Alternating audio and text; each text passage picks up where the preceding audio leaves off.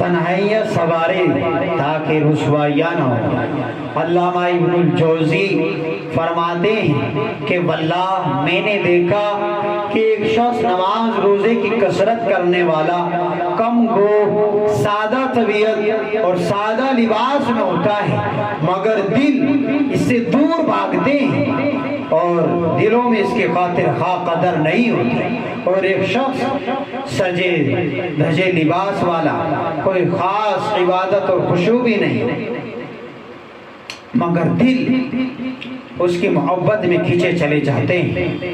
میں نے اس کے سبب پر غور کیا کہ عام سا بندہ ہے، کوئی اتنا زیادہ علمی قابلیت بھی نہیں ہے، اور لوگ اس کی طرف کھینچے چلے جا رہے ہیں۔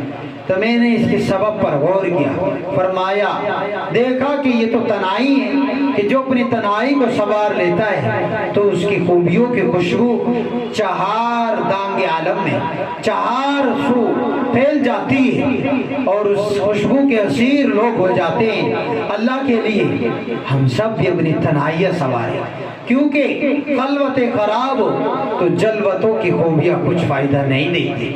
اللہ تبارک و تعالی ہماری خلوتوں کو درست فرمائے تاکہ ہماری جلوتوں کا فائدہ ہو۔